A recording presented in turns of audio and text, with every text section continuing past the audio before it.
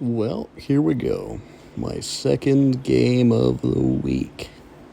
That's right, you fuckers didn't think this would be a weekly occurrence, did you? But you were wrong.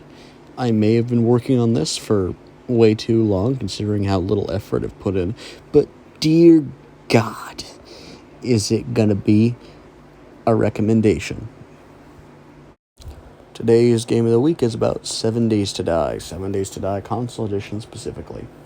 Console Edition is a few years behind PC Edition, and it is fun, to say the least. It's definitely a very unique experience with many unique features, a lot of which are no longer a part of base game 7 Days to Die on PC. One of those main ones is things like unique crafting scaling, in which the more you craft something, the more, effective and better the craft will be. Now in, modern 7 Days to Die for the PC, it's just levels 1 through 6. But in, Classic, it was like 1 to 600, I think? I don't remember. But either way, it's a very interesting model for the game to work off of. And it's very fun. It's a fun game.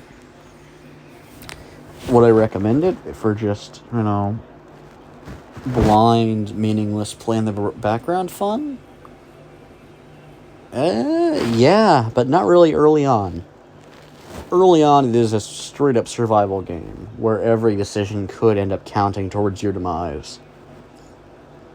Now, if you do die, you could go, oh, I can respawn, like Minecraft. Well, yeah, but when you respawn, 10 points will be deducted from both your health and your stamina, eventually leading to the lowest amount of health and stamina you can get, which is 70 for each bar. Of course, don't worry. Once that 10% is taken off, it can't just... It can come back. It's not going to be gone forever. You just need to eat foods. Well, filling foods. Like meats, for it to work out very well. Now, you may go, wow, this guy doesn't really know what he's talking about. He's a bit of a goober. But now, I have my main man, my main home dog, fucking Marcus LeBlanc over here, and he'll tell you his opinion right now. Alright. Now, this game has zombies, and that's kind of lit, you know? I really enjoy it. As I was saying, this game, I see a lot of potential in it. I will look forward to playing 7 Days to Die again soon. I'm excited for it. Wow, wasn't that such a cool opinion from my real OG, my real home dog? He's my best friend, and sometimes I kiss him goodnight. But back to the subject at hand. A big thing with 7 Days to Die on console is that it was being implemented from PC to console via Telltale Games. And when Telltale Games went bankrupt, well, that didn't really go good for 7 Days to Die. And so the property got up for bid, it got sold, and Fun Pimps had to pretty much go and rebuy their fucking property. And they weren't a fan of that. So for a couple of years now, they have not updated the Xbox version to any extent, despite the fact that they could easily port it themselves, and it's a whole thing, but it doesn't really matter to me. Because in the end, it's kind of up to you. You could always emulate some of the more interesting feels of like the Xbox or console variants to PC, like the leveling system that got changed. That can be changed with mods. So a lot of other stuff can be changed with mods. It all kind of comes down to your own personal preference. But for console, when it comes to 7 Days to Die, it's definitely a very fun and interesting survival multiplayer game. And if you're looking for a game just to play every once in a while with your friends, it's not that bad of a game to do that with. It's kind of like a very watered down Rust or DayZ, if there wasn't a server full of people who were fucking terrible. But that's pretty neat. That's pretty much all I have to say, I think. Let me think here. Oh yeah. Food. Food is like a big thing in that game. So if you're just jumping in, food is like your number one like most useful item. So depending on what you want to do, whether it is cook it, like cook food you found, or eat canned food, it all varies on what you're planning to do. If you're smart, you could probably go and find some like raw corn or something and go and plant that if you want to. Or you could just straight up cook it, I don't care. You could go and hunt, you could go and do anything. And that's kind of how the game works. There's that unique, aspect of needing food. And food heals you, and not just heals you, I mean it like boosts your maximum health, which is really cool. And yeah, there you go. That's the game. I don't think I mentioned any core gameplay mechanics, but why should I? It's 7 Days to Die. It's in the fucking name. It's a zombie game. What do you think will happen every fucking 7 days? Oh, you get the hugs and kisses mode, all zombies fucking disappear? No, it's common fucking sense. 7 days to die. You have 7 days to prepare for a horde. It's described as a horde survival game, you fuckers. You guys should know this.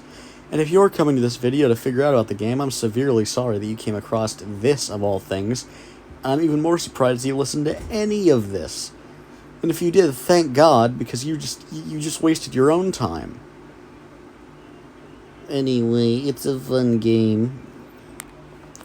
And we're gonna finish off with some advice. I'm not giving you some bullshit, I'm not gonna give you some bullshit advice about like not looting anything because your fucking discovery level isn't high enough, and you don't have the grasp of a Mimic Tier or some. I don't fucking remember.